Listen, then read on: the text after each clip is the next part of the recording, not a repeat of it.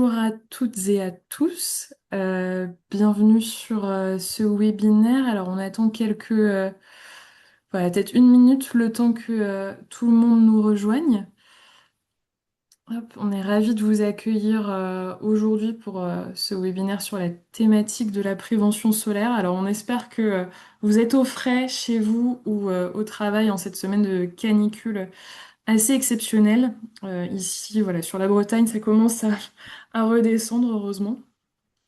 Donc avant de laisser la parole à nos intervenants, je vais me présenter rapidement. Donc je suis Jade Géligné, je travaille en tant que chargée de projet au sein du département prévention et promotion de la santé du Centre Eugène Marquis, qui est un centre de lutte contre le cancer basé à Rennes. Donc ce département prévention et promotion de la santé est un tout jeune département, il a vu le jour en 2023. Et parmi nos missions, on compte la sensibilisation du grand public aux facteurs de risque évitables des cancers, parmi lesquels l'exposition au rayonnement UV. Donc, on est particulièrement concerné par cette question sur notre territoire breton, puisque la Bretagne est la région qui malheureusement enregistre le plus grand nombre de cas de cancer de la peau chaque année. Et c'est donc dans ce contexte, face à ce constat, que le Centre Eugène Marquis a lancé le 1er juin une grande campagne de sensibilisation intitulée Soleil de Brest, que vous avez peut-être vu passer avec ce joli logo qui est affiché à votre écran. Donc pour faire le tour de la question voilà, de la prévention solaire aujourd'hui, on a le plaisir d'accueillir deux experts de la thématique, qui sont Pierre Cesarini, directeur délégué de l'association Sécurité Solaire, et docteur Laura Ternois, dermatologue au CHU de Rennes et au Centre Eugène Marquis. Donc notre webinaire se composera de trois parties que vous pouvez voir ici s'afficher à l'écran. D'abord une première partie pour tout comprendre aux UV, ensuite voilà, faire le tour des bienfaits et méfaits sur la santé des expositions aux UV, et enfin voir ensemble comment se protéger efficacement des rayonnements UV au quotidien. Donc n'hésitez pas à poser vos questions dans le chat tout au long de ce webinaire. On prendra un petit temps à la fin de chaque partie pour y répondre. Donc Pierre, je vous laisse la parole. Ouais, merci beaucoup, Jade, et bonjour à toutes et à tous. Effectivement, en cette période très caniculaire, je dois vous dire que moi, je suis en région parisienne et que c'est pas encore redescendu.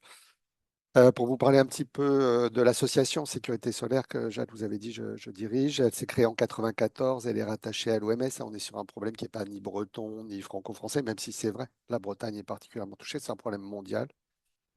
L'OMS s'en est emparé déjà depuis plusieurs décennies au travers d'un programme qui s'appelle Intersun. Notre but, c'est vraiment faire de l'information, de la sensibilisation, faire ce qu'on appelle de la prévention primaire, bien sûr des cancers cutanés dont Laura parlera beaucoup, et puis, mais aussi d'autres dommages, notamment les dommages oculaires. Voilà nos principaux partenaires. On a une petite heure à passer ensemble et donc très très vite, notez juste que l'association est soutenue à 98% de ses ressources par le secteur public et notamment par des agences régionales de santé, dont celle de Bretagne. Je ne suis pas médecin, mais je rends compte à des médecins et à des scientifiques qui sont dermatologues, qui sont ophtalmos, qui sont chronobiologistes ou qui sont spécialistes de santé publique. Vous avez la liste là. Et puis j'ai une petite équipe que vous voyez ici qui essaye de faire ce qu'elle peut pour prévenir la population des risques et puis l'inciter à mieux se comporter. Alors, un petit peu d'histoire quand même, parce que tout repose pour beaucoup, en tout cas, sur une évolution des perceptions, hein. On a des relations au soleil qui ont beaucoup, beaucoup changé. Alors, vous voyez, je remonte à la préhistoire ou à l'Antiquité. C'est rien du tout dans l'histoire de l'humanité, l'Antiquité, hein. C'est 2000 ans en arrière. Et il y avait une mode de la peau blanche qui a duré hein, jusqu'à la cour du roi Soleil, donc ça a duré des siècles. En fait, la bascule ou la variation de cette volonté de garder la peau blanche, c'est quelques dizaines d'années. Ça a commencé à évoluer avec les médecins qui ont commencé à vanter les bienfaits des expositions solaires hein, en termes de vitamine D, on en reparlera, je crois. Et puis Coco Chanel a fait évoluer la mode, hein, puisque avant la mode c'était quand même une mode vestimentaire qui couvrait largement. Ça a commencé de changer avec Coco Chanel, hein. On ne peut pas dire qu'elle soit trop dénudée non plus, comme on voit sur cette image. Ça va véritablement varier par la suite avec l'arrivée des congés payés et puis surtout au lendemain de la guerre, la capacité, le développement des activités de loisirs, le développement des vacances, la capacité qu'on va avoir de plus en plus à prendre des vacances Et là, la mode du bronzage, parce que ça va être un signe finalement d'aisance sociale, de montrer qu'on est bronzé, avec des premières crèmes solaires qui, je ne sais pas si elles méritaient ce nom-là, parce qu'elles étaient très, très, très peu filtrantes. Et puis montrer des images aussi hyper bronzées, comme vous voyez là sur cette publicité pour un tour opérateur qui vous promet 2 mois de séjour aux Caraïbes. Vous êtes blond, vous allez revenir noir, quoi. C'était ce qu'on mettait en avant il y a encore pas si longtemps, quoi. Bon, là, ça va changer. Vous voyez la publicité à droite d'un produit solaire, voilà ce qu'elle était dans les années 70 à gauche, hein, la petite fille qui montre un bronzage super foncé. Depuis le début des années 2000, on est passé sur l'image de droite, c'est-à-dire que la jeune fille a gardé son t-shirt et puis le chien, plutôt que de descendre de façon bien malencontreuse le maillot de bain de la jeune fille, lui descend le t-shirt quoi, pour augmenter la protection. Bon, on voit que les choses changent au début des années 2000. Ça arrive aussi, on va le voir avec la diffusion des indices d'UV massivement dans le monde, en France comme ailleurs. La mode du bronzage est tellement importante qu'on voit des cabines de bronzage se développer également, évidemment à bannir dans tous les sens du terme, hein. On demande l'interdiction de ces lampes à UV qui sont absolument dangereuses, si tant est qu'il soit utile de le rappeler. Et puis, il y a également le développement des activités de plein air. Il faut remarquer que les personnes savent aujourd'hui hein, qu'elles sont en danger quand elles sont exposées au soleil. Sauf qu'elles pensent que c'est quand elles font le lézard sur la plage. Beaucoup pensent qu'en jardinant, qu'en randonnant, qu'en jouant au tennis, en faisant du ski nautique, on n'est pas exposé. Mais si cette image montre qu'on est exposé au soleil dès qu'on est dehors, ça ne veut pas dire qu'on est en danger quand on est au soleil dès qu'on est dehors. Mais il y a quand même une exposition de facto qui se fait forcément dès qu'on est à l'extérieur, hein. On ne réussit pas à passer entre les UV. Alors, d'où on part 1992, je vous ai dit 30 ans, un peu plus de 30 ans, l'existence de l'association. On part d'une situation où on a 8% de cancer de la peau chaque année en plus, et on a 15% des gens qui pensent que c'est plutôt bon de faire prendre des coups de soleil aux enfants, ça leur permet de préparer la peau à plus tard, quoi. Et puis 25%, moins grave, mais quand même, qui pensent que les coups de soleil, ben, c'est pas grave si on les soigne bien. Or, Laura nous expliquera tout à l'heure qu'en fait, un coup de soleil, ça ne se soigne pas, quoi. On peut vaguement réduire la douleur mais les séquelles d'un coup de soleil sont gravées, surtout quand ils sont graves, quoi. Nos principales activités à l'association, il y en a une que vous connaissez forcément, à moins que vous habitiez sur Mars, c'est la diffusion des indices d'UV. Vous parlez de la collaboration et du soutien qu'on reçoit de l'ARS en Bretagne. C'est pour un programme dans les écoles, car on va beaucoup parler de la protection à apporter auprès des enfants. Et puis également auprès des travailleurs, hein. On en parle beaucoup en temps caniculaire, mais on doit s'en soucier tout le temps. Les personnes qui travaillent dehors, et il y en a beaucoup en Bretagne, sont évidemment particulièrement exposées au risque. Et ce sont donc nos trois gros sujets, la diffusion des indices d'UV, les enfants et les travailleurs d'extérieur. Vous avez un site internet pour finalement retrouver tout ce que je vais vous raconter dans les minutes qui viennent, c'est soleil.info.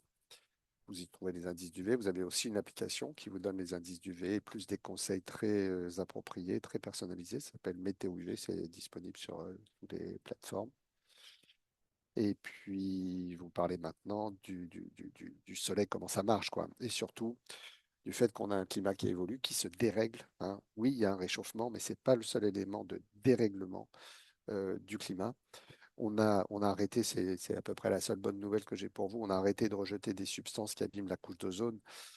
Pour autant, hein, parce que les industriels ont changé, hein. C'était des substances qu'on utilisait dans les climatiseurs, les réfrigérateurs ou les bombes aérosols. On a utilisé d'autres gaz qui sont à réchauffement climatique, en l'occurrence, qui sont à effet de serre, mais qui au moins n'abîment pas la couche d'ozone. Donc ça, c'est à peu près fait. Simplement, on a, avec le réchauffement, de plus en plus de méga incendies. Et ça, c'est pas bon pour la couche d'ozone. On a des éruptions volcaniques qui n'ont rien à voir avec le climat, bien sûr, mais qui n'ont pas des effets, qui ont des effets délétères pour la couche d'ozone qui va avec le réchauffement. On a d'ores et déjà mesuré dans les régions tempérées qu'on a plus de jours de ciel dégagé. Certains appellent ça du beau temps, moi j'appelle ça du ciel dégagé. Du ciel dégagé, c'est plus d'UV au sol, hein. Les nuages n'arrêtent pas les UV, mais ils les filtrent, ils en réduisent l'intensité.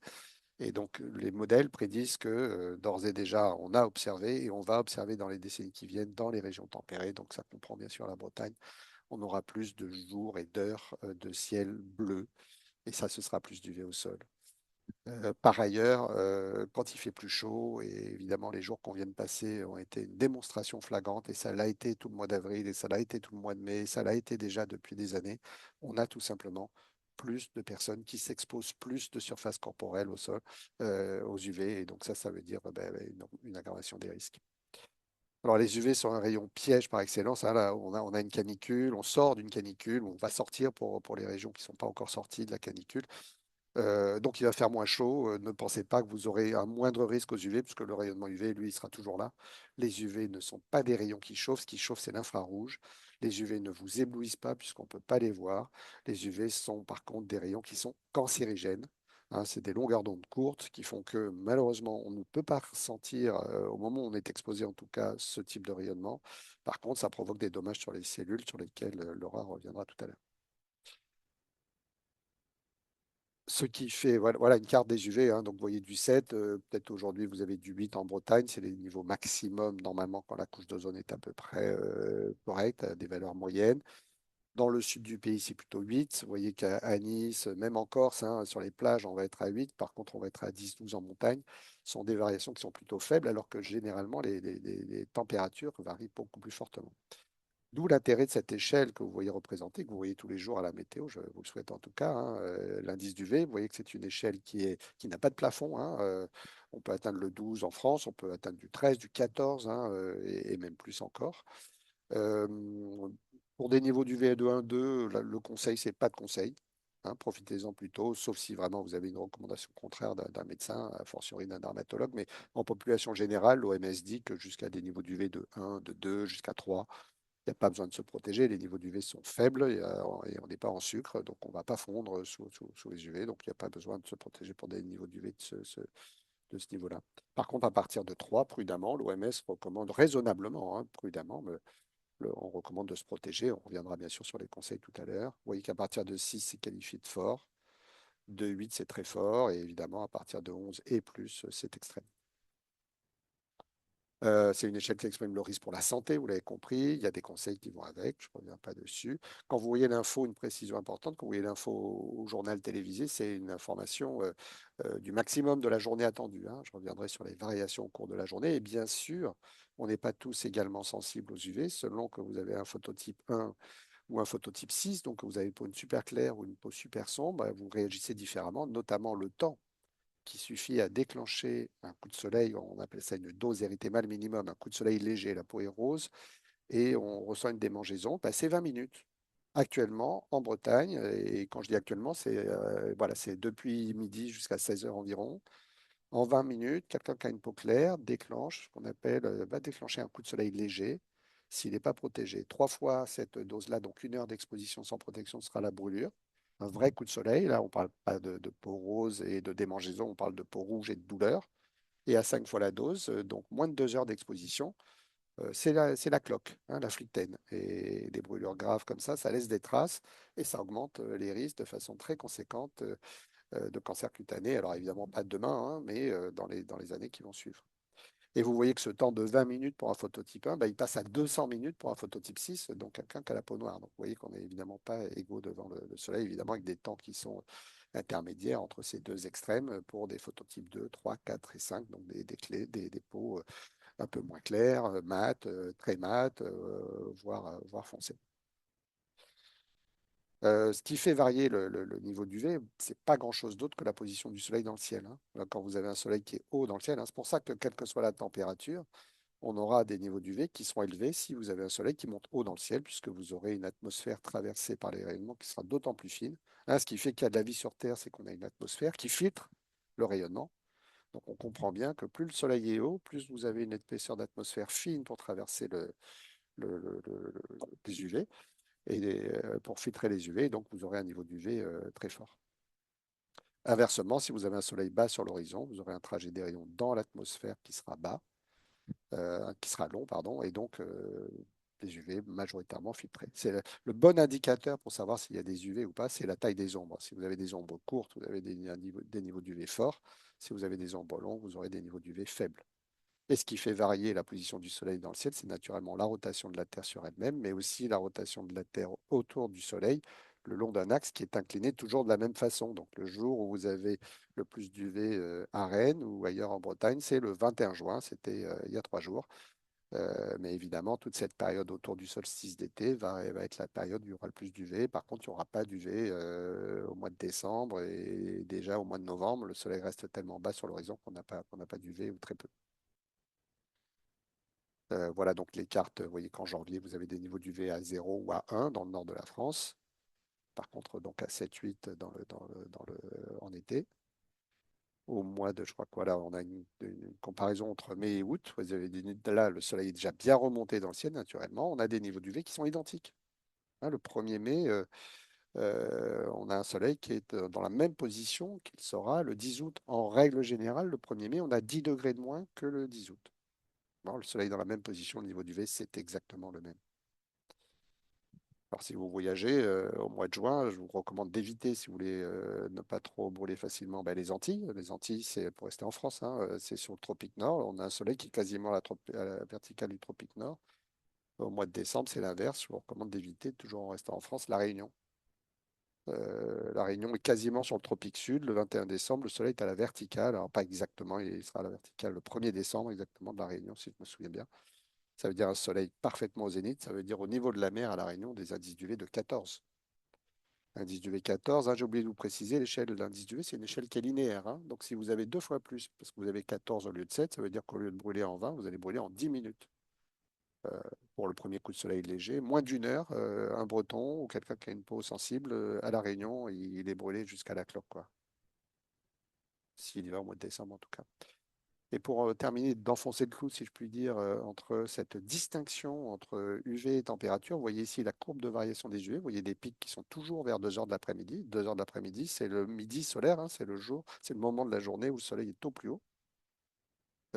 Donc c'est vers 14 heures, vous avez des niveaux d'UV de l'ordre de 7-8 donc en Bretagne. Par contre, surtout ces derniers jours de haute température, ben, vous avez des max de température à 17, voire 18 ou 19 heures, alors qu'il n'y a plus d'UV. Vous voyez, la courbe d'UV est déjà redescendue.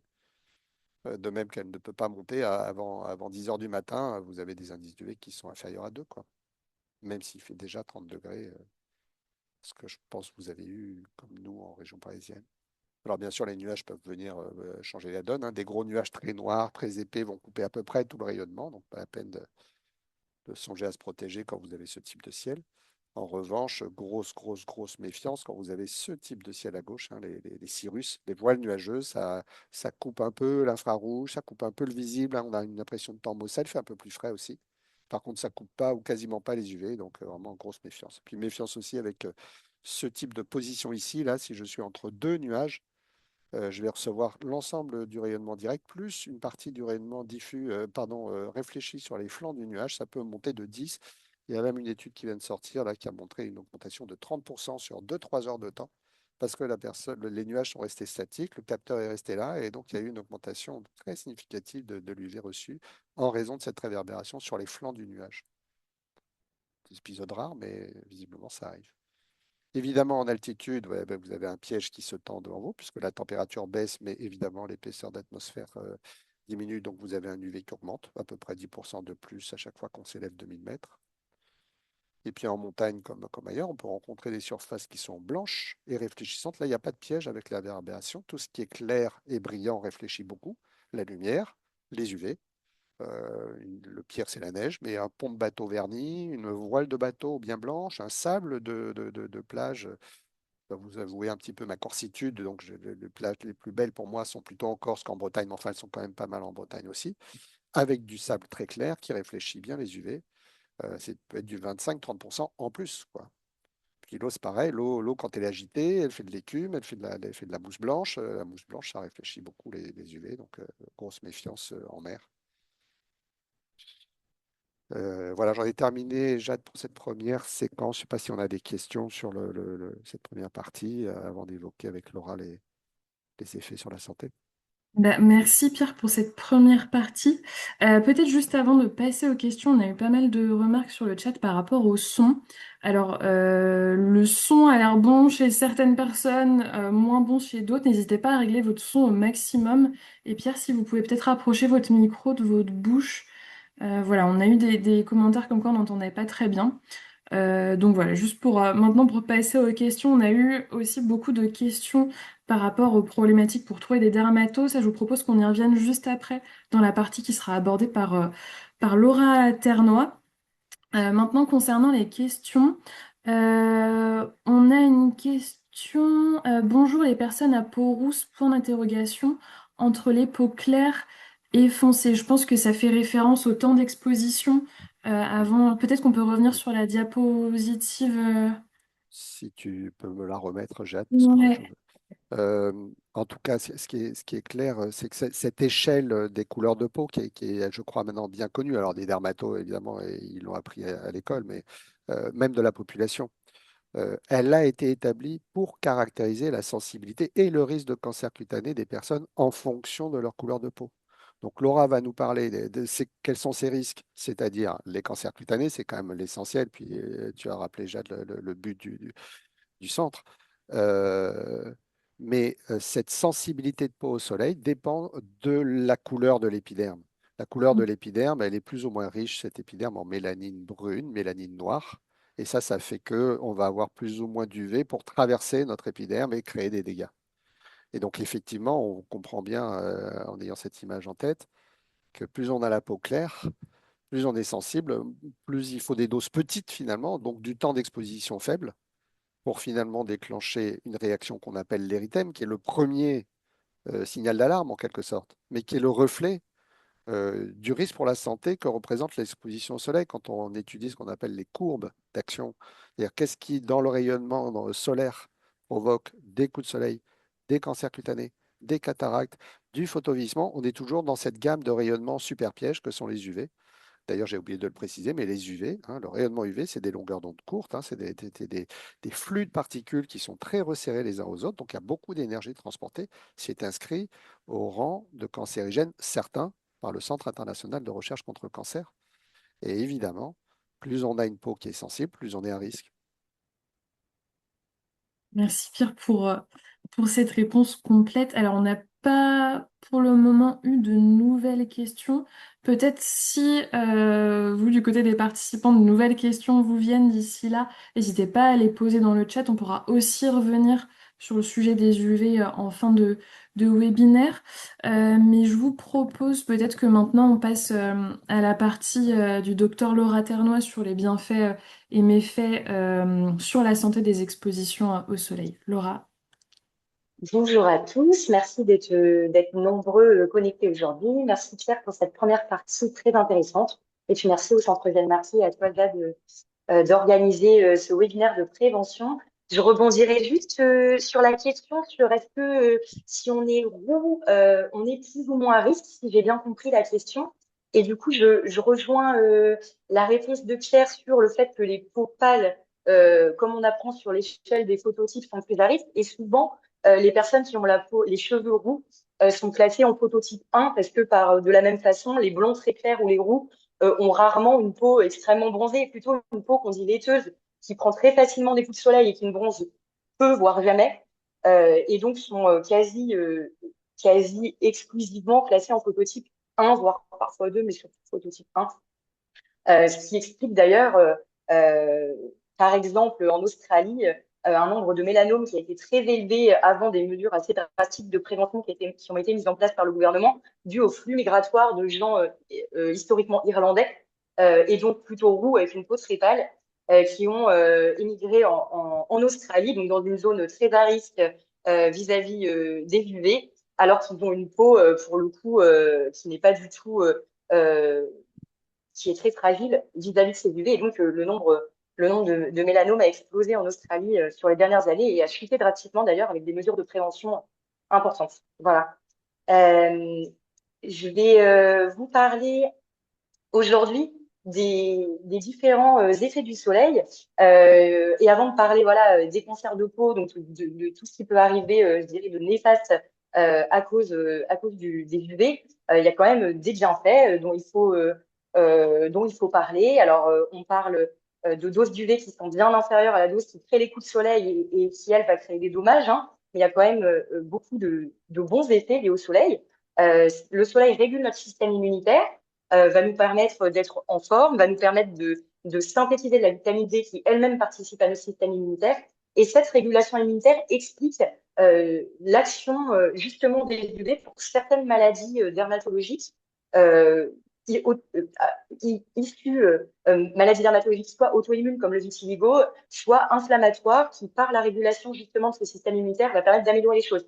C'est ce qu'on appelle la photothérapie, donc les cabines à UV que vous pouvez trouver chez le dermatologue en ville ou à l'hôpital. Alors, pas tous les dermatologues de ville, mais une partie d'entre eux, ou en tout cas au CHU de Rennes, on a cette cabine, ce qui est un traitement qui est utilisé, qui marche très bien pour traiter certaines pathologies cutanées. Alors, il y a certaines contre-indications, hein, mais voilà, ça permet quand même une action bien faite sur certaines maladies, à des doses, j'insiste, qui sont bien inférieures à une dose qui fait les coups de soleil. Ce sont des schémas de traitement qui sont bien sûr protocolisés, médicalement choisis, et donc les doses d'UV reçues sont très contrôlées.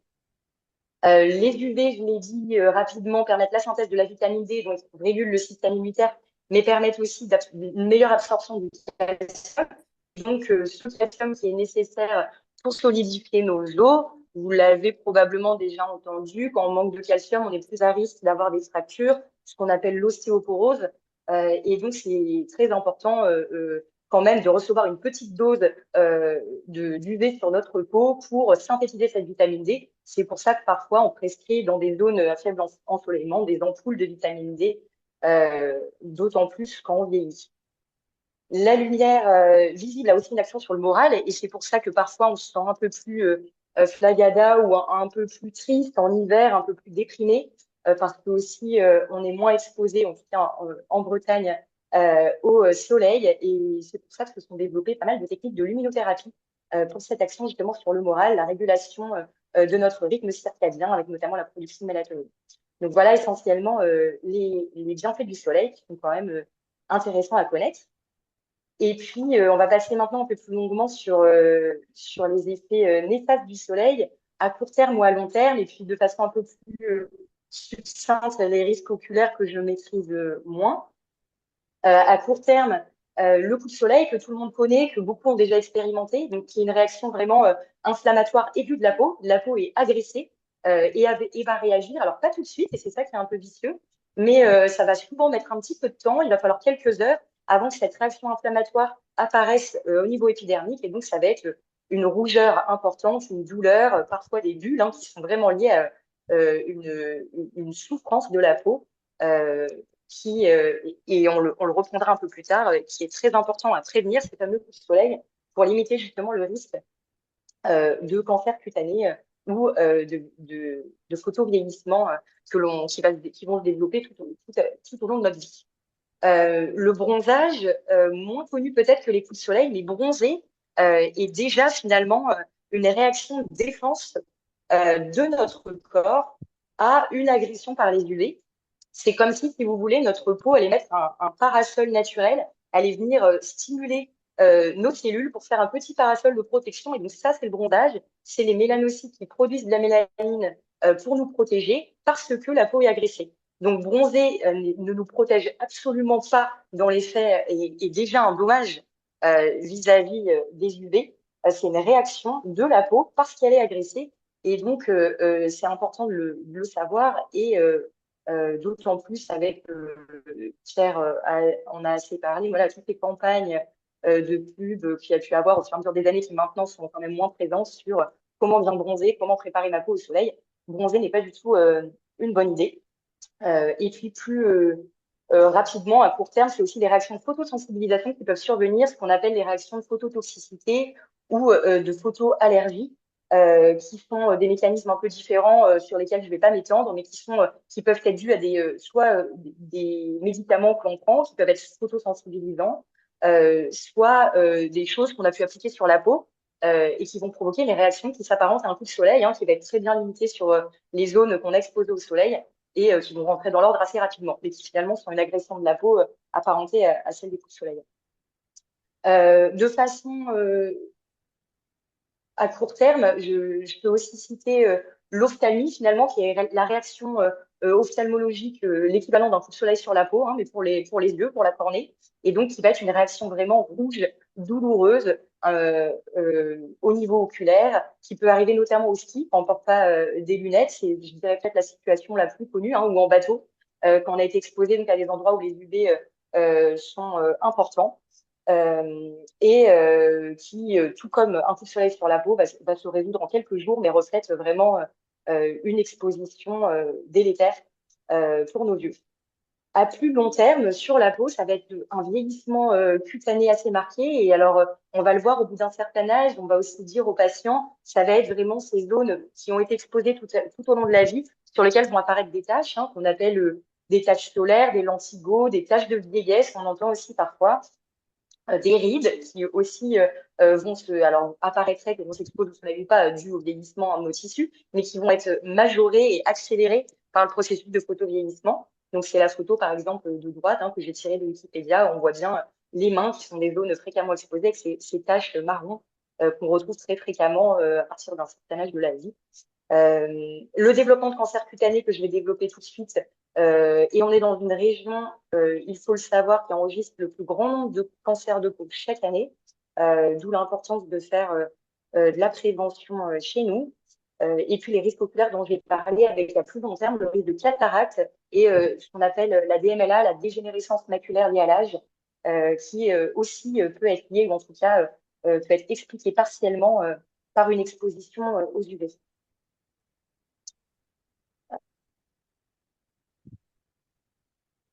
Je reviendrai juste rapidement sur cette diapositive, puisqu'on en a finalement déjà un peu parlé avant avec le topo de Pierre. Je voulais juste insister sur le fait que les cancers cutanés sont liés aux deux formes d'UV, les UVA et les UVB.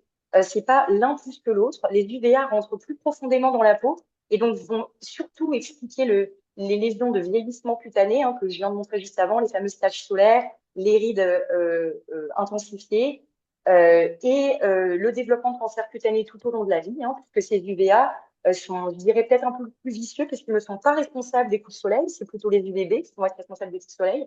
Mais par contre, eux passent à travers les vitres, notamment dans la voiture, passent à travers les vitres au niveau des fenêtres, et donc finalement nous envoient peut-être moins de signes d'alerte, qui peut être le coup de soleil ou le bronzage, qui est plutôt lié aux UVB, qui eux aussi sont responsables de cancer cutané, mais dans une moindre mesure.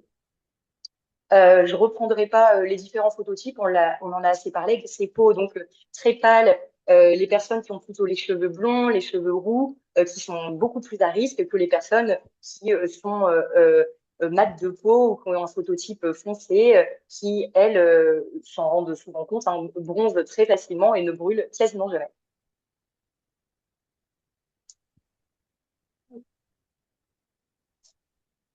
Et pour développer un petit peu plus le risque de cancer cutané, je parlerai premièrement des carcinomes, parce que c'est les plus fréquents. C'est quand même 90% des cancers de la peau et c'est les plus fréquents des cancers de l'adulte. Ça représente 30% de tous les cancers. Ça se développe à partir de certaines cellules de l'épiderme qu'on appelle les kératinocytes. Et c'est des cancers qui sont, entre guillemets, petits cancers, puisqu'ils ne se développent quasiment jamais à d'autres organes. Ils ne donnent pas ce qu'on appelle de métastases ou peu. Tout dépend de quel carcinome on parle, on y reviendra juste après. Ils sont donc rarement graves, mais très fréquents et reflètent notre exposition solaire tout au long de la vie, très souvent, et surtout témoignent de ce fait de cette exposition solaire prolongée d'un risque plus élevé de faire d'autres carcinomes, mais aussi de cancers plus graves de la peau comme les mélanomes, et j'en parlerai après. Donc c'est quand même, quand on en a un signe d'alerte pour renforcer notre autoprotection.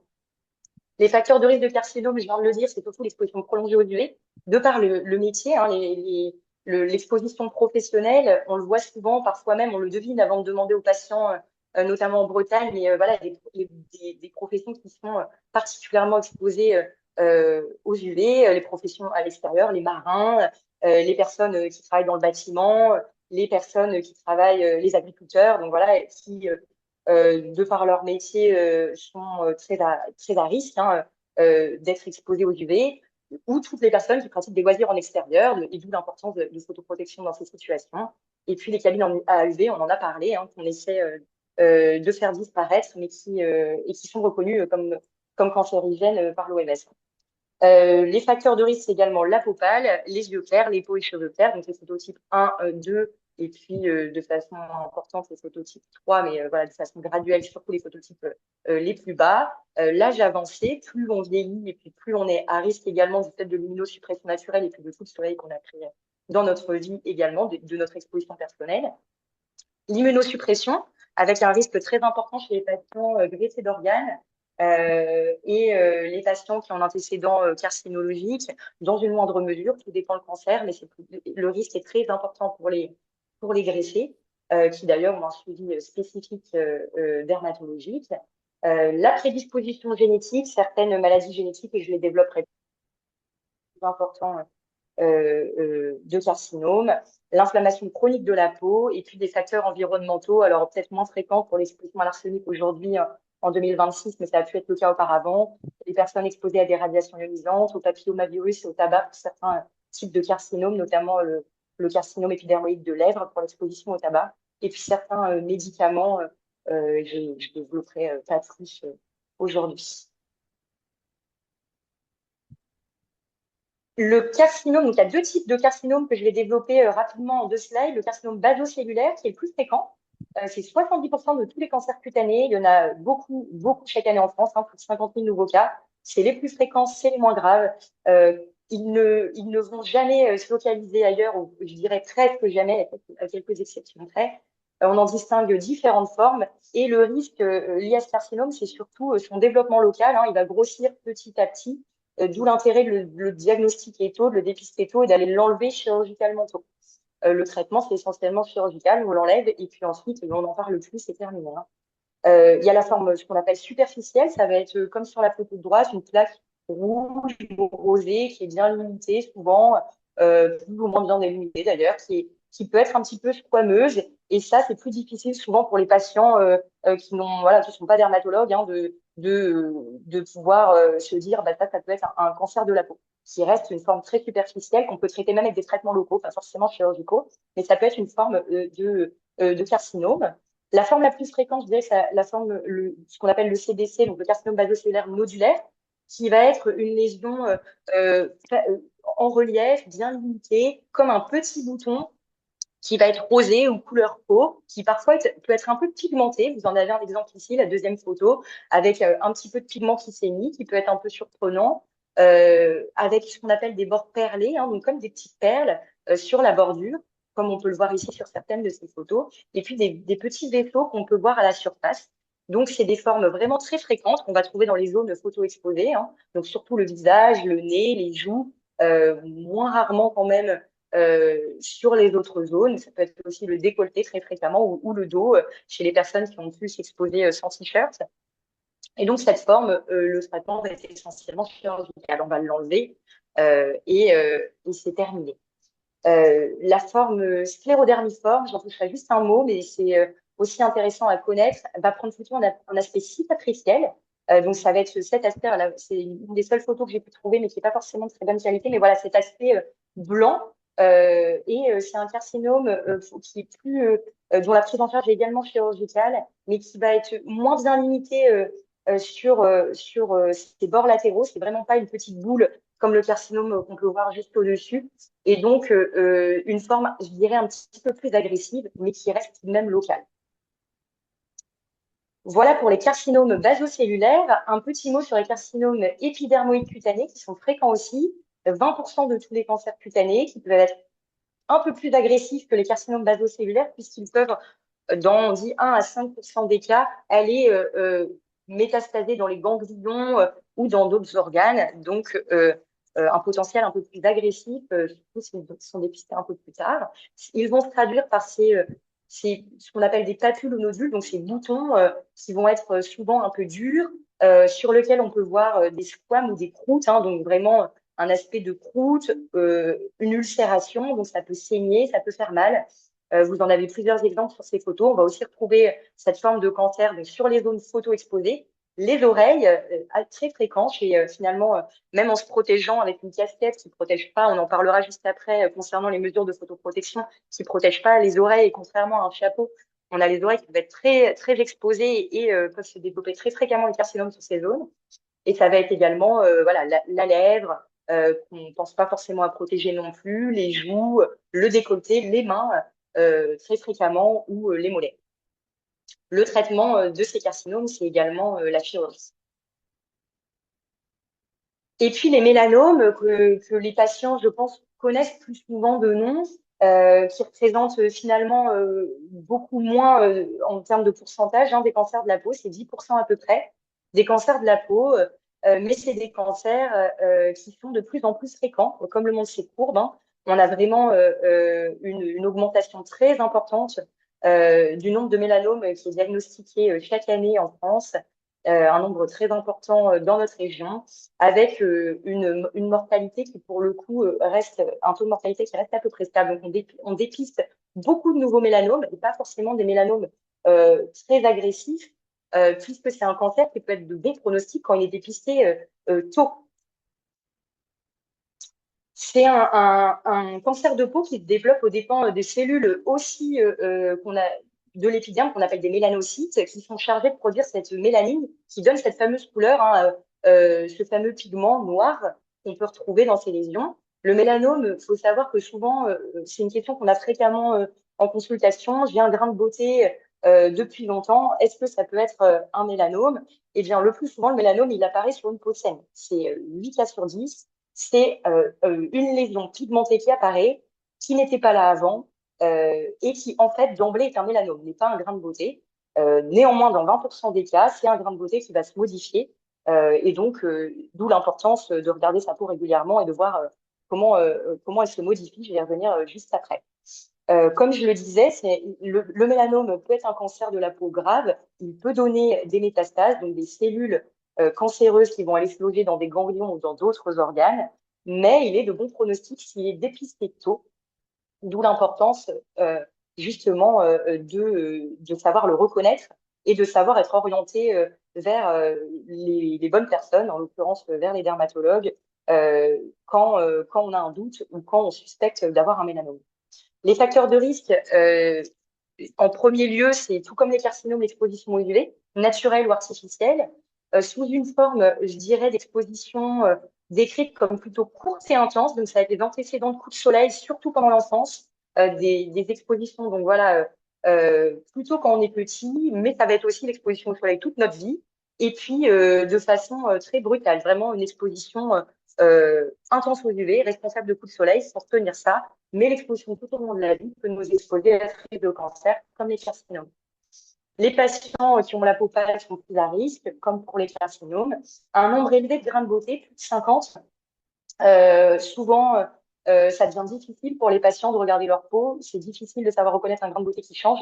Donc, pour cette population-là, souvent, on fait intervenir un dermatologue quand il y a beaucoup de grains de beauté difficiles à regarder, parce que ça peut être aussi un facteur de risque.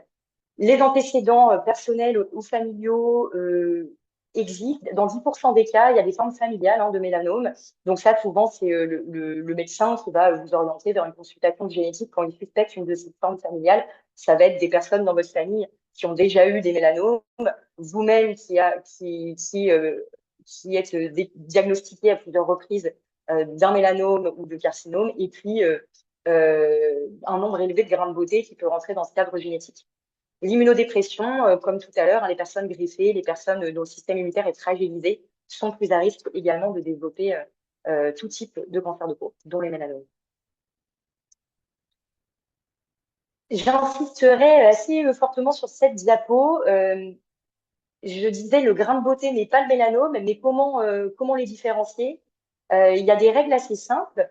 Vous avez peut-être déjà entendu de la règle du vilain petit canard, donc c'est vraiment un grain de beauté qui ne ressemble pas aux autres. Et ce n'est donc pas un grain de beauté, c'est peut-être un mélanome. Ça va être, il y a des photos juste après, vraiment une lésion pigmentée qui est différente de toutes les autres que vous pouvez avoir sur votre corps. Souvent, on a des grains de beauté qui ont tous à peu près la même couleur, à peu près le même aspect. On va se regarder le bras, on va se dire, bah, j'ai quelques grains de beauté, mais ils ont tous à peu près la même tête. Il n'y a pas de vilain petit canard. Le vilain petit canard, c'est vraiment le grain de beauté qui ressemble à aucun des autres. Et ça, souvent, ça vaut le coup de le montrer à son médecin. La deuxième règle ABCDE que j'explique à chaque fois aux patients, c'est comment regarder ma peau et qu'est-ce qui doit m'inquiéter. Eh bien, c'est l'asymétrie, une lésion pigmentée qui est asymétrique, comme vous pouvez voir sur la photo, que l'on peut pas que l'on ne peut pas plier sur un axe de symétrie, d'autant plus quand elle est associée à euh, d'autres facteurs de risque qui sont listés dessus, les bords irréguliers, la couleur inhomogène, un grand diamètre, et puis surtout le E qui n'est pas représenté ici, l'évolution. Lorsqu'une lésion présente tous ces paramètres, elle est très suspecte et doit être montrée à son médecin pour que vous soyez adressé à un dermatologue rapidement. Et j'ai bien vu toutes les photos qui concernaient l'adressage, donc j'ai prévu justement juste après de vous expliquer un peu le parcours de soins qu'on a pu mettre en place en Bretagne. Donc c'est vraiment important, surtout quand on peut avoir un grain de beauté qu'on a depuis toujours qui est un peu gros, qui fait 8 mm, il a jamais bougé, il a toujours été là. Ce qui doit nous interpeller, c'est surtout une lésion qui apparaît à partir d'un certain âge, à partir de 40-50 ans, mais même avant, il n'y a pas d'âge, un grain de beauté qui apparaît et qui se modifie, que ce soit en taille, en forme, en couleur, et donc on tombe sur la règle ABCDE ou le bilan psychiatrique. C'est ce qu'on peut trouver sur ces photos, donc de patients qui ont été diagnostiqués de mélanome, photos que j'ai tirées du site et j'ai mis les liens à la toute fin pour que vous puissiez aller compléter si vous souhaitez ce qu'on a pu vous raconter aujourd'hui sur le site Cancer et Peau et sur le site de la Société française de dermatologie.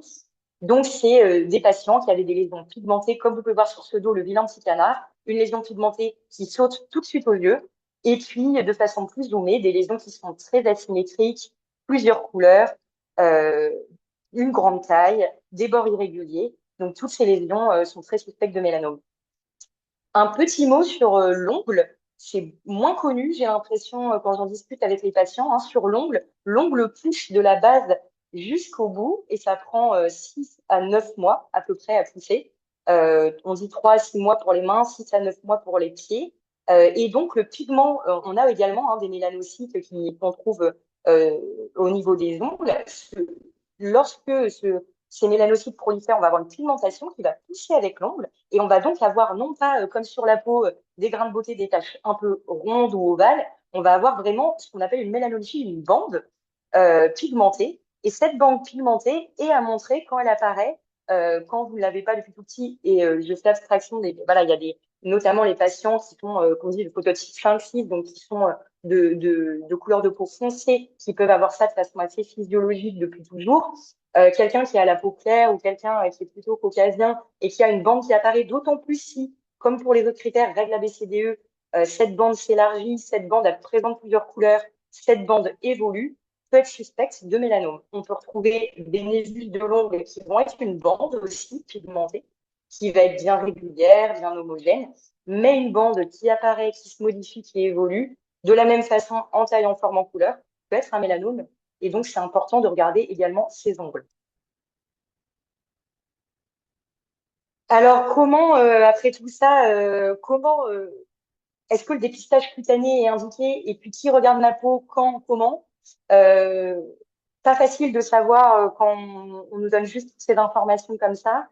Eh bien, aujourd'hui, il n'y a pas de dépistage en population générale qui est recommandé pour la peau. C'est-à-dire qu'on ne recommande pas aux gens d'aller chez le dermatologue une fois par an, quelle que soit leur couleur de peau, quel que soit leur facteur de risque, pour aller dépister est-ce que oui ou non j'ai des lésions suspectes.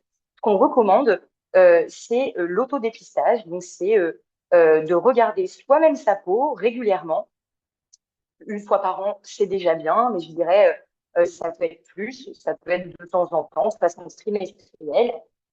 Sa peau, en fonction des critères ABCDE, de la règle du psychanar qu'on vient de dire, et ensuite d'en parler à son médecin, et c'est la slide juste après, si jamais quelque chose nous inquiète. Il faut savoir que 2 fois sur 3, les cancers de la peau, c'est le patient lui-même qui les a vus, parce que souvent, il saute au lieu, le patient, en s'examinant, dit j'ai ça qui a bougé, j'ai ça qui est arrivé.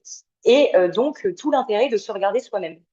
Euh, c'est la campagne de la Société française de dermatologie que j'ai remis sur cette slide. Surveiller ma peau, yes, I can. Et c'est un petit peu ce que j'ai repris avec les critères ABCDE.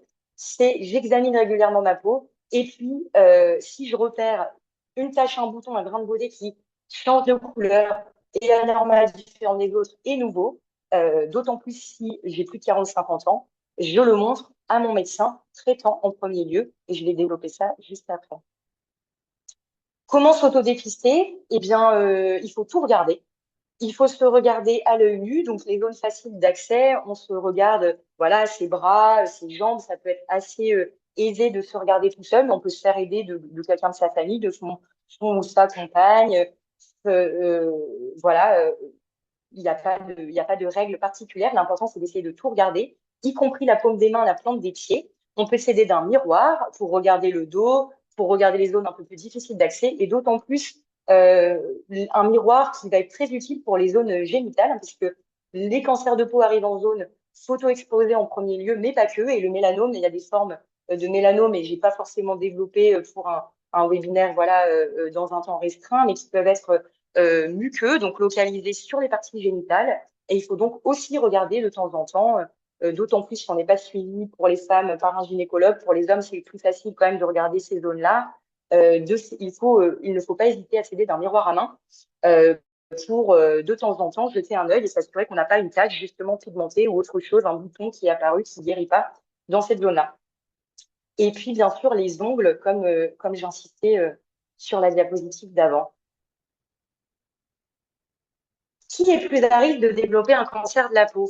On l'a dit plusieurs fois, les personnes qui ont une peau pâle, les cheveux blonds ou roux sont plus à risque constitutionnellement parce que leur peau est plus fragile, a plus de mal à se protéger vis-à-vis des UV. Et donc, ces personnes doivent faire plus attention. Souvent, c'est pas rare de discuter avec des gens qui me disent de toute façon, je ne peux pas m'exposer au soleil, je crame tout de suite. On n'est pas tous égaux avec sa peau. Et donc, c'est vrai que cette population est particulièrement plus à risque. Les taches de rousseur rentrent un peu dans le même cadre. Les patients qui ont beaucoup de grains de beauté, que ce soit dans un cadre génétique ou pas, beaucoup de grains de beauté qui sont tous un peu bizarres, sont plus à risque et peuvent parfois du coup bénéficier d'un suivi particulier quand le nombre de grains de beauté est très nombreux et difficile à suivre par soi-même. C'est là qu'intervient le médecin.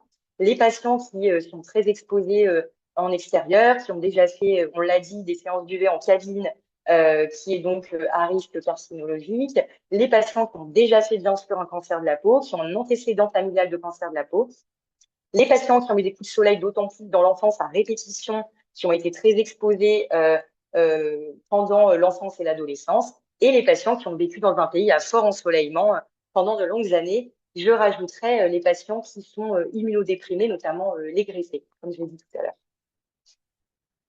Et donc, comment faire quand moi, je regarde ma peau plusieurs fois par an, je lis sur cette diapo 3 fois par an, c'est ce qu'on peut retrouver dans certaines recommandations. Je dirais que l'important, c'est de le faire régulièrement, sans que ce soit strictement aussi souvent. Comment faire si je vois quelque chose qui m'inquiète? Eh bien, le premier interlocuteur, ça peut être votre médecin traitant, qui est votre médecin de famille, avec lequel c'est assez, je dirais, plus facile d'avoir un rendez-vous, puisqu'on a bien conscience des difficultés aujourd'hui d'avoir accès à un dermatologue traitant ou un dermatologue qui nous suit. Hein, c'est pas le cas de tout le monde. Et donc, si on a un dermatologue qui nous suit pour une raison particulière, ça peut être votre dermatologue en premier lieu. Si on n'a pas de dermatologue qui nous suit, ça va être le médecin traitant qui peut tout à fait solliciter les dermatologues en téléexpertise. Et ça, ils connaissent très bien, puisque on en reçoit au CHU de Rennes plus de 50 par jour des demandes. Donc, les médecins traitants fonctionnent énormément avec ces réseaux qui s'appellent au CHU, donc c'est le réseau Omnidoc, nous. Et puis, pour les dermatos libéraux, 51 dermatos sur le territoire breton sont organisés avec le réseau Oncobrez, qui est un réseau spécifiquement dédié justement au dépistage des lésions cancéreuses. Et donc, en cas de suspicion de lésion cancéreuse, le médecin traitant peut tout à fait solliciter le réseau Oncobrez. Alors oui, c'est dur de trouver un dermato par soi-même aujourd'hui. Hein. Il y a une pénurie, c'est un fait. Tout le monde subit cette pénurie de dermato en France. Néanmoins, avec le réseau Oncobrez, c'est quand même important de savoir que les délais de prise en charge peuvent être très rapides. Et le délai moyen de prise en charge, justement, pour un mélanome avec ce réseau, c'est 4 jours pour avoir la consultation avec le dermatologue. Donc, quand votre médecin traitant envoie un avis en disant je suspecte un mélanome chez mon patient, est-ce que vous pouvez le recevoir? En moyenne, en Bretagne, en 4 jours, vous avez vu un dermatologue. Donc, quand il y a une lésion suspecte, vous êtes vu très vite, finalement. Et c'est vrai que la téléexpertise nous rend beaucoup de services on fonctionne énormément avec. Donc, les médecins traitants connaissent. Il faut savoir quand même que c'est plus de 90% des médecins généralistes qui ont déjà utiliser le réseau. Donc, ils connaissent très bien ce réseau, Oncobrez, ils connaissent très bien Omnilox. Et donc, il faut pas hésiter à aller les voir, vos médecins traitants, quand il y a une lésion qui vous inquiète, parce que le dermatologue va être sollicité très vite, va répondre vite. Et si la lésion nécessite d'être investiguée, on est nous aussi inquiets et on a besoin de vous voir pour dire si oui ou non cette lésion est inquiétante, la consultation aura lieu dans un délai rapide. Et de la même façon, si la lésion nous ne nous inquiète pas, dans ce cas-là, on pourra répondre à votre médecin traitant que vous pouvez être assuré qu'il s'agit d'une lésion bénigne. Il y a des lésions qu'on peut prendre pour des grains de beauté qui n'en sont pas sur la peau. Et nous, en photo, on peut assez régulièrement le dire juste avec la photo. Il y a quand même un dépistage cutané ciblé qui est recommandé, c'est pour des populations à risque. Hein, donc, j'en ai parlé, les patients qui ont beaucoup de grains de beauté, où là, bah, c'est impossible pour eux, voilà, sans avoir une formation de médecin, de savoir dire, bah, celui-là, il est moins inquiétant que celui-là. On vous demande pas, bien sûr, d'être médecin. Et donc, dans ces cas-là, c'est intéressant et c'est souvent le cas que les patients soient suivis par un dermatologue régulièrement. Les patients qui sont immunodéprimés, d'autant plus les greffés rénaux à des intervalles qui sont fixés par le dermatologue, hein, pour ce risque liés au fait que notre système immunitaire est plus faible du fait de la greffe ou de traitements qui peuvent aussi être à risque, nous rendre à risque hein, de cancer de la peau. Un antécédent de cancer de la peau, un suivi s'organisera pour une durée fixée selon les recommandations avec un dermatologue. Et puis, le terrain génétique familial, c'est une situation un peu à part qui nécessite aussi parfois un suivi euh, particulier. Je terminerai sur un petit point de vigilance au cas où, alors j'ai pas eu le temps de lire en même temps les questions qui, je vois, sont posées dans le chat. Je ne sais pas si certaines questions concernaient les centres de dépistage aujourd'hui qui sont en train de fleurir partout en France, qui utilisent l'intelligence artificielle. L'intelligence artificielle va beaucoup les aider probablement à l'avenir. Il y a quand même des points de vigilance qui ont été émis par la Société française de dermatologie et par la Fédération des jeunes dermatologues et vénérologues de France parce que il faut savoir l'utiliser à bon escient. Ça va forcément nous aider, ça va forcément permettre de nous rendre plus performants. Mais aujourd'hui, c'est encore mal encadré il y a eu quand même plusieurs points d'alerte qui ont été émis, notamment parce que ça peut être le cas. Il y a pas actuellement de supervision dermatologique sur place. Hein, et donc, quand la machine détecte une lésion suspecte, on en revient au même finalement. On est inquiet, mais on n'a pas forcément de rendez-vous rapide. Donc, je dirais que finalement, aller voir votre médecin traitant qui sollicite directement un dermatologue va permettre tout de suite de rentrer dans un parcours de soins régional, puisque le réseau Oncobrez existe en Bretagne, mais dans chaque région, ou en tout cas dans beaucoup de régions, peut-être pas toutes, mais dans beaucoup de régions en France, des réseaux de téléexpertise se sont mis en place entre médecins de ville et médecins spécialistes. Et donc, c'est intéressant de les utiliser, puisque sinon, on risque de retourner dans la situation où finalement, après être passé donc, dans ces machines qui peuvent scanner tout notre corps ou une lésion particulière, on va peut-être justement retourner chez son médecin traitant qui va nous renvoyer vers un dermatologue via l'expertise. Donc, on tourne finalement un peu en rond. Et ça peut, dans ce cas-là, être quand même une source de coûts inutiles pour la sécurité sociale, puisque ces actes remboursés vont être cotés plusieurs fois pour qu'on en retourne un peu au même. Il faut savoir aussi que certaines machines présentent un reste à charge pour le patient qui n'est pas négligeable. Hein, pour avoir regardé certains sites Internet, ça peut être un sacré coût, alors que ça pourrait être complètement pris en charge par la sécurité sociale. Donc, c'est aussi quelque chose à prendre en compte. Donc, on a bien conscience des difficultés, de l'inquiétude qu'il peut y avoir chez les patients pour avoir accès à un dermatologue. Mais en cas de lésion suspecte, j'insiste là-dessus, nous, si on est sollicité et que la lésion est inquiétante, les patients sont vus vite. Et je pense que c'est important que tout le monde le sache et que les moyens mis en place de communication, de téléexpertise qui sont aujourd'hui bien utilisés et bien connus, soient plus connus aussi du grand public pour qu'on puisse avancer et puis créer un système de soins pérenne et efficient. Je laisse la parole à nouveau à Pierre pour la suite Merci sur la Laura. prévention solaire. Merci beaucoup Laura pour cette partie très intéressante. Il est déjà 13h30, je vais peut-être juste du coup prendre une question que j'ai vue qui est revenue plusieurs fois dans le chat pour toi Laura. Oui. C'est est-ce que c'est la zone qui a subi un coup de soleil qui risque de développer le cancer de la peau ou également des zones qui ont été non exposées au soleil? Eh Très bien, en fait, rapidement. oui, c'est les zones qui ont été les plus exposées qui sont le plus à risque, puisque c'est là où il y a eu les UV qui sont venus abîmer nos cellules, hein. Ces cellules qui vont brièvement aller léser notre ADN, créer des mutations, et ces mutations qui peuvent être carcinogènes. Donc, une mutation de notre ADN, l'ADN va avoir du mal à se réparer et va créer des cellules, entre guillemets, anormales, qui peuvent proliférer et créer ce cancer de peau dans un délai de 6 mois long. Donc, c'est plutôt les zones qui ont reçu les coups de soleil. Après, comme je disais, un cancer de peau peut arriver partout, y compris dans des zones pas exposées, et ne sont pas toujours liés au soleil, hein. C'est un des facteurs principaux, mais pas que, donc c'est important de tout regarder. Mm. Merci, merci beaucoup Laura. Donc je dirais que le message clé en tout cas de ta partie, c'est que, et puis c'est pour faire écho en fait aux questions qu'on a eues, c'est que si vous avez un doute, n'hésitez pas à contacter votre médecin traitant. Ils sont de plus en plus formés justement à la téléexpertise. Il y a vraiment un réseau important qui se développe en Bretagne pour permettre en tout cas l'avis par téléexpertise puis la prise en charge rapide. Donc on va pas pouvoir répondre aux questions, voilà, qui évoquent aussi des situations personnelles parfois. Mais je vous propose maintenant qu'on passe à la dernière partie de ce webinaire qui va aborder justement les moyens de se protéger de l'exposition aux UV pour réduire ce risque. À vous, Pierre.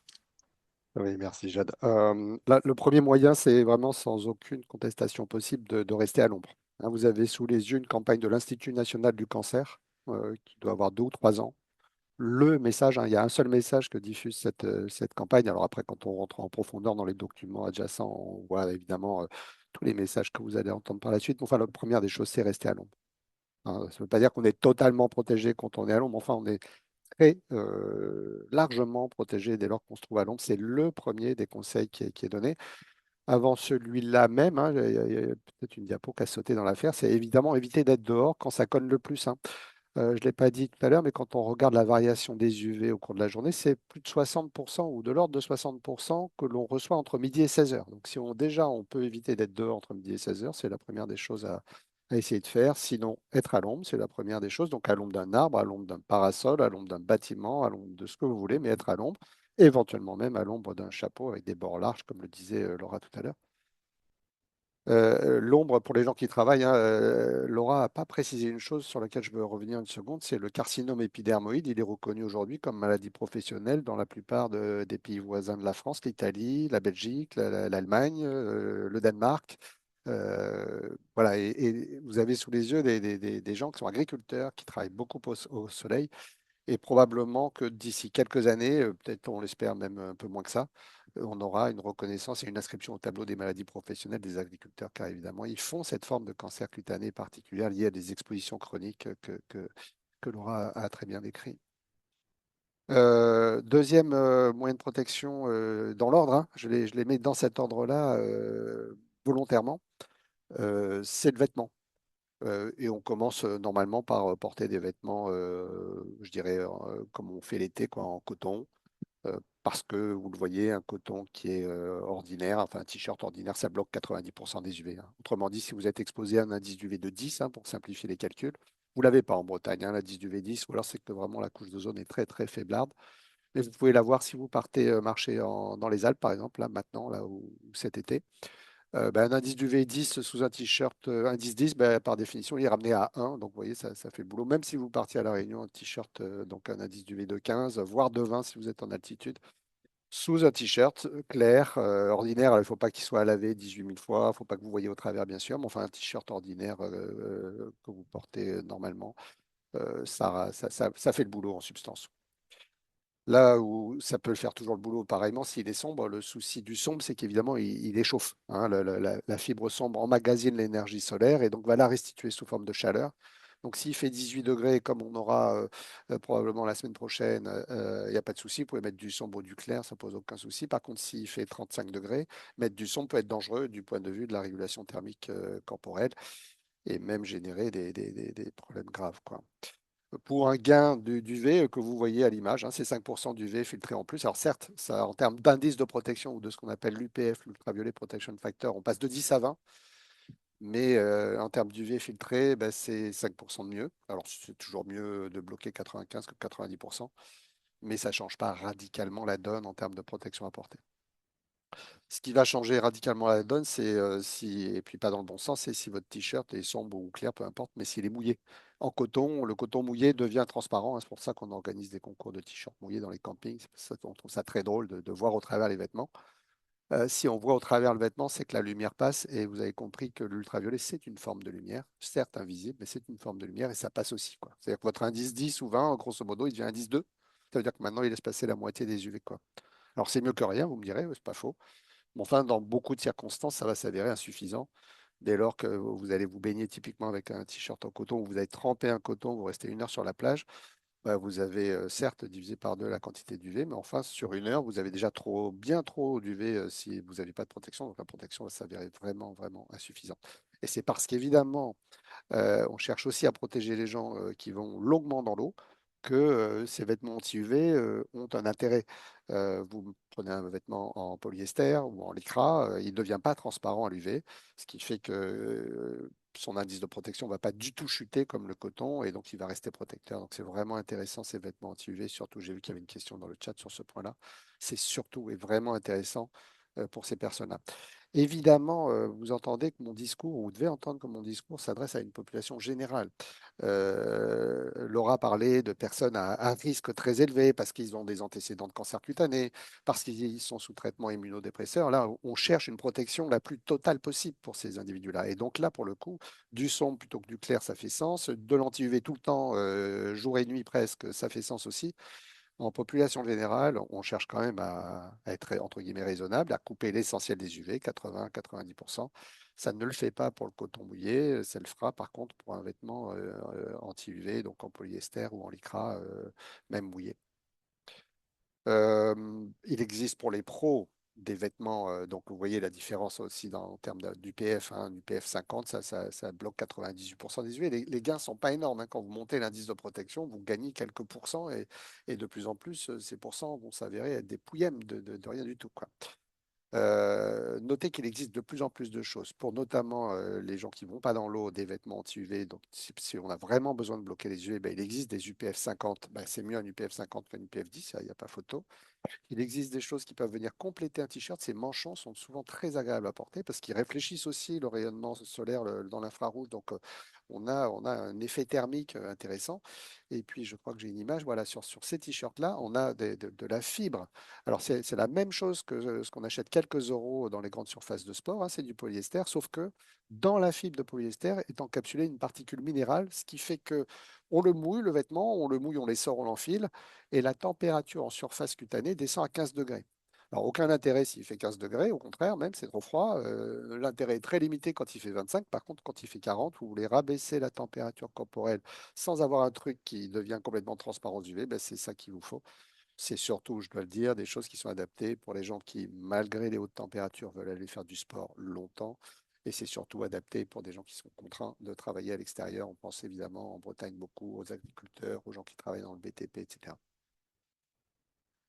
Pour ce qui concerne les lunettes, j'ai deux, trois nouvelles pour vous. L'une est plutôt bonne, c'est que évidemment, les lunettes qui vont bien sont des lunettes qui filtrent le visible, hein, il a besoin d'être teintées. Là. Ce qu'on attend d'une lunette de soleil, c'est de filtrer, de limiter l'éblouissement, donc de couper une partie du visible, tout en protégeant naturellement contre les UV qui ont des effets délétères sur la cataracte, possiblement des ophtalmies, mais c'est plutôt rare.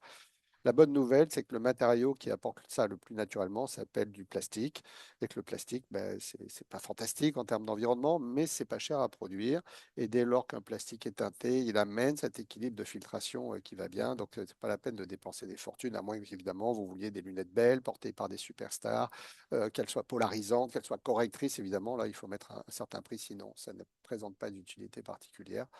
Peut-être un meilleur confort visuel, peut-être une meilleure conception, mais sans plus.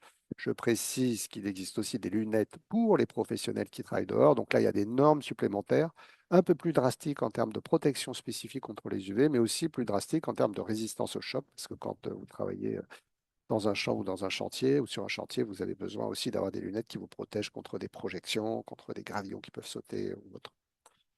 Voilà, j'en viens à la crème. Et bon, on a encore 3 minutes, Jade, ou on a tellement explosé le temps qu'on... Parce que, non, je vous dis ça parce que, objectivement, la crème, c'est vraiment, le dernier des moyens à mettre en place. Dernier recours, la formulation est peut-être pas bonne. J'aimerais bien la retirer. Je dirais plutôt le dernier des outils de la panoplie. C'est-à-dire qu'on a beaucoup d'études qui nous montrent que des gens qui utilisent la crème vont s'en servir comme un moyen d'exposition supplémentaire. J'ai une super crème, donc je peux rester sur la plage entre midi et 16 heures. Donc, je peux même enlever mon t-shirt dès lors que je me suis crémé le torse et le dos.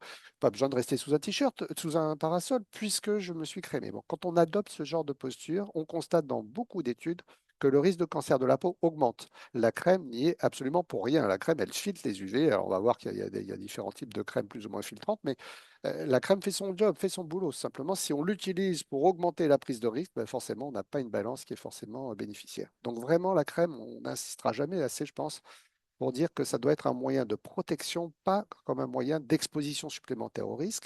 Si on veut qu'elle soit efficace, ben clairement, il faut en mettre bien partout, il faut bien l'appliquer soigneusement, fréquemment, parce que bien évidemment, contrairement à un t-shirt, vous savez si vous l'avez, mais la crème, ben, vous ne savez pas trop si elle est encore là. Surtout que bon, ben, il y a des produits qui résistent mieux que d'autres à l'eau, mais au coup de serviette, ça a du mal à résister, une crème. Donc il faut vraiment prendre en compte la façon dont vous êtes comporté depuis le dernier crémage. Si vous êtes crémé il y a 2 heures, mais qu'entre-temps, vous êtes baigné, vous êtes essuyé, vous avez transpiré, vous êtes frotté, bah, pensez que du produit, il en reste forcément peu, si ce n'est pas du tout. Et puis, dernier point, mais c'est encore une fois une façon d'insister sur cette, non pas limite, mais voilà, sur cette façon dont on doit tous avoir d'utiliser le produit, c'est un complément à la protection physique. C'est-à-dire que là où le vêtement ne couvre pas, ben oui, il faut mettre de la crème, très clairement. On ne va pas faire porter des cols roulés, des manches longues et des vêtements longs sur les plages à tout le monde. Donc, il y a des zones qui vont rester exposées, mais privilégier le t-shirt, si possible avec un petit col, si possible avec des manches longues, sinon des manches courtes, un peu longues, plutôt un bermuda, voire un pantacourt. En particulier pour les personnes les plus à risque, j'aimerais qu'on revienne quand même une seconde, Jade, aussi sur les personnes les plus à risque dont on n'a pas encore parlé. Je crois c'est les enfants, quoi. Et effectivement, ces conseils-là, ils peuvent être appliqués de façon particulière pour les enfants. Je termine juste une seconde avec ces moyens de protection sur quelques points de définition importants. Certains qui sont sûrement derrière leur ordinateur ont un certain âge, peut-être analogue ou plus ou moins au mien. Quand Sécurité solaire s'est créée en 1994, 80% des produits solaires étaient d'indice en moyenne 8. Aujourd'hui, un produit 8 ne devrait pas avoir le droit de s'appeler protecteur et vous voyez même que d'après la réglementation européenne, il doit s'appeler faible protection. On avait des produits indice 8 marqués dessus écran total il y a 30 ans de ça, quoi. Donc la situation a bien évolué. Aujourd'hui, ce qui est recommandé, c'est des produits 30, 40 ou 50, haute protection, voire très haute protection. Vous avez compris maintenant que je vous ai parlé des indices de protection des vêtements, que 50 plus ou 50, ce n'est pas une grande différence. D'ailleurs, dans la réglementation européenne, il est interdit aux fabricants de mettre plus que 50 plus. Il y a peut-être un indice 100 dans le produit marqué indice 50 plus, mais la différence entre un 100 et un 50, elle est tellement infinitésimale qu'on demande aux fabricants de ne pas marquer 80, 100, 120, 200, que sais-je, mais simplement de marquer un 50 plus. Deuxième point, Laura a été super claire sur les effets spécifiques des UVB versus des UVA. Les UVB brûlants plus, le FPS, il donne surtout un indicateur de la protection contre le coup de soleil. Les fabricants sont plus qu'invités à renforcer la protection spécifique contre l'UVA. Je sais c'est mentionné sur les propres produits par une mention UVA cerclée, comme vous voyez là. Et je ne veux pas plus que ça rentrer dans le détail, mais voilà, ça contraint à augmenter la proportion de filtre UVA dans le produit. C'est évidemment une bonne chose de suivre cette recommandation et d'essayer de veiller à ce qu'il y ait bien cette mention sur les produits solaires. C'est un vrai plus de protection. Pour résumer, on évite le 12-16 heures. On cherche le long, on porte des vêtements, des lunettes, de la crème. Et puis, une nouvelle fois, on revient peut-être sur les enfants, sur les bébés, on ne se demande pas s'il faut mettre de la crème ou pas, s'il faut mettre des vêtements anti-UV. On ne va pas au soleil jusqu'à 6 mois. Je ne sais pas si tu es d'accord avec moi, Laura, mais 6 mois, même un an, c'est pas d'exposition au soleil direct. Alors, pas d'exposition prolongée. Je reçois des fois des messages. J'ai traversé la rue avec mon bébé, je me suis aperçu qu'il avait reçu le soleil le temps de traverser. Bon, on n'exagère pas non plus. Pas d'exposition prolongée au soleil des bébés et des jeunes enfants jusqu'à l'âge d'un an. Après un an, ben, on va avoir des enfants qui vont avoir des peaux qui vont s'être un peu endurcies. Mais pour autant, on applique tous les protections ou tous les conseils qui sont donnés au-dessus de façon double, triple, quadruplement scrupuleuse et renforcée, quoi. Euh, voilà, je pense que c'est un peu la fin. Et puis on a vraiment tellement débordé. Peut-être tu m'autorises, Jade, à montrer quelques images d'actions de prévention pour éviter d'en arriver là. Là, ça, c'est un centre de détente dans la banlieue de Tokyo, mais ça ressemble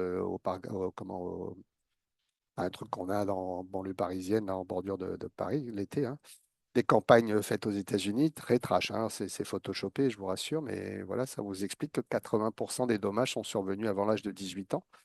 Parce qu'effectivement, on a des enfants qui sont plus sensibles que les adultes, hein, toutes choses égales par ailleurs. La peau des enfants, elle est moins chargée en mélanine, les mélanocytes sont moins matures, elle est plus fine.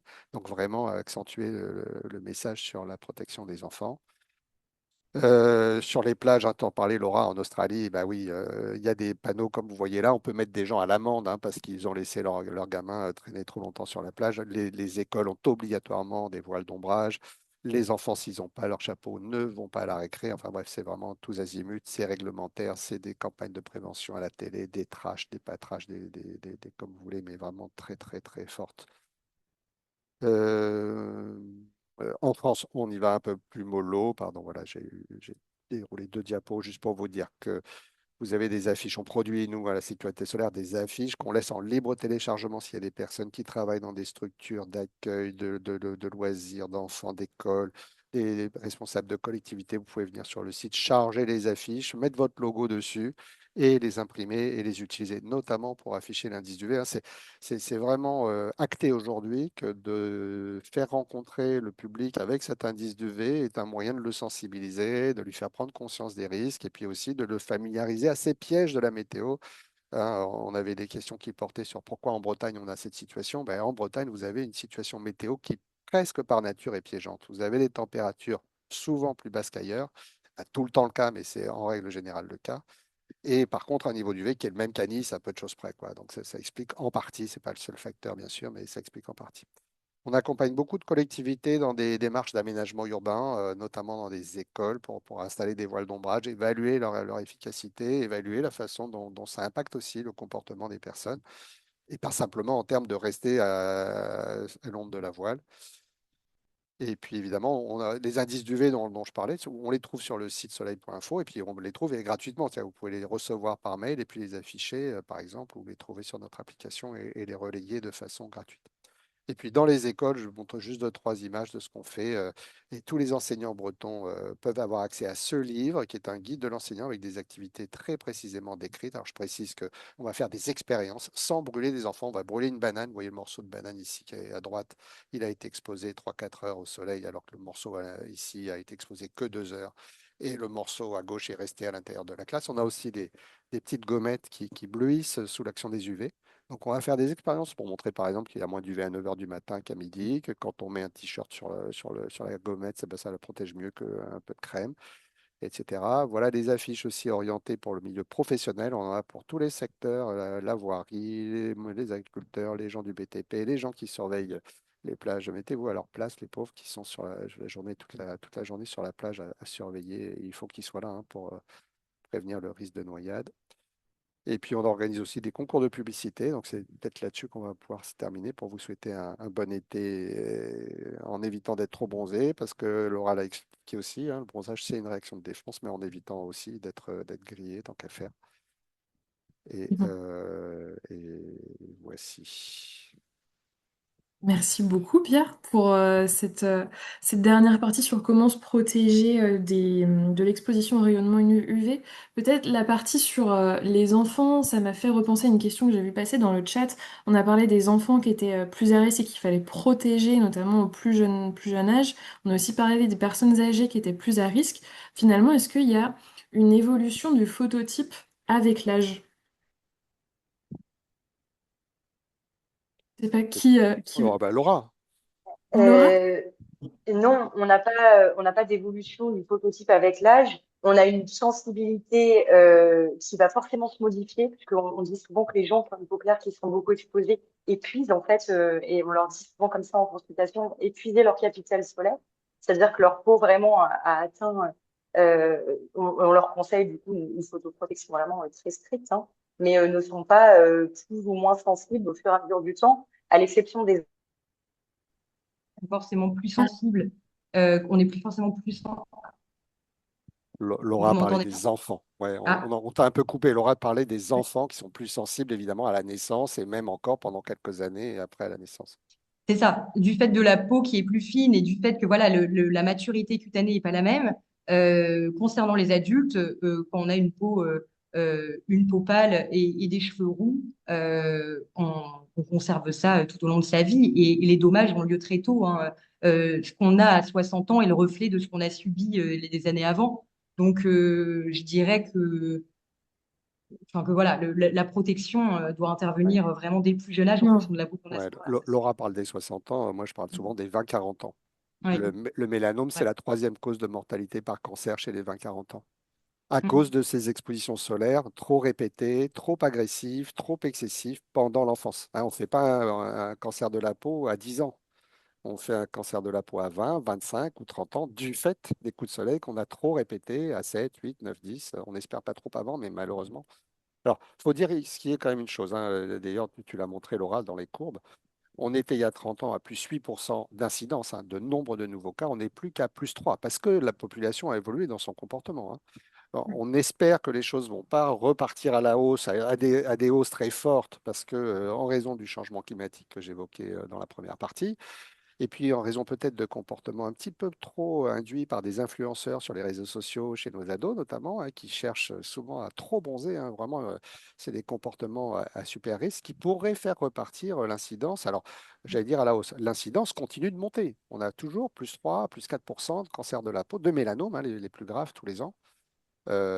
Évidemment, c'est moins et c'est tant mieux que les plus 7 à plus 8 qu'on avait il y a 30 ans, mais j'allais dire que la poudre ne demande qu'à se renflammer. Donc, vraiment, faut être super vigilant et vraiment éduquer le plus vite possible les jeunes enfants en particulier. Quand je parle des jeunes enfants, je parle des enfants à partir du moment où ils sont en âge de commencer à appréhender leurs responsabilités vis-à-vis de leur santé, vis-à-vis de leur comportement. Et ça démarre à la maternelle, hein, le programme que j'ai présenté dans les écoles. Ça démarre à la maternelle. On a des études qui montrent l'impact. L'impact, bien sûr, sur des enseignants qui mènent des activités scientifiques, sur les connaissances et les compétences acquises par les enfants également. Donc, il y a vraiment un travail à faire là-dessus et à poursuivre des efforts pour ceux qui ont déjà commencé ou à les enclencher pour ceux qui sont encore restés au siècle dernier, si je peux dire. Bah, Euh, merci beaucoup. Laura, tu voulais ajouter un dernier mot? Ouais, je vois qu'on a eu deux questions justement sur les enfants. Est-ce que il y avait une question qui portait sur les carcinomes chez les adolescents, les cancers de la peau. Alors comment vérifier les grains de beauté des enfants?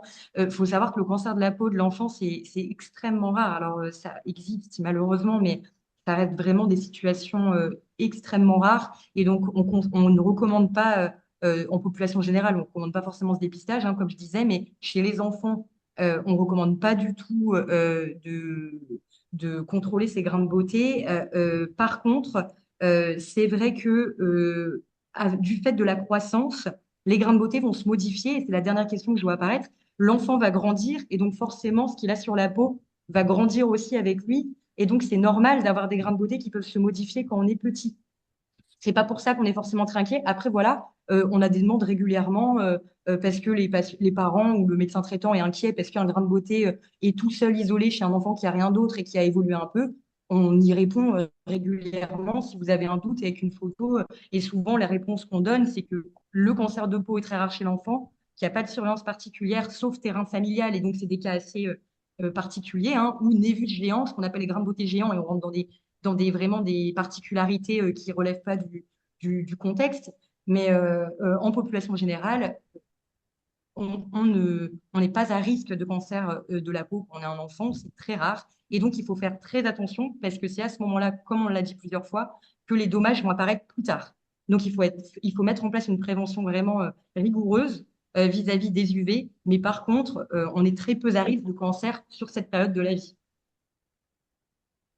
Ouais, merci Laura. On sent en tout cas, je vois qu'on a encore 60 participants, on a eu beaucoup d'inscrits, on sent en tout cas que cette question de la prévention solaire, de la surveillance de la peau, ça intéresse beaucoup la population, notamment face aux difficultés pour accéder à un dermato. Donc on espère que ce webinaire aura permis de répondre à vos questions, aura permis aussi que vous en sachiez plus sur l'exposition aux UV et comment s'en protéger. Donc il est 13h53, je vous propose qu'on clôture maintenant ce webinaire. Merci beaucoup à Pierre Césarini, Fanny et à Laura Ternois pour vos interventions aujourd'hui. C'était vraiment très intéressant. Merci à tous les participants pour votre présence et vos questions qui étaient très nombreuses. Donc, vous pourrez retrouver le replay de ce webinaire sur la chaîne YouTube du Centre Jeanne Marquis très prochainement.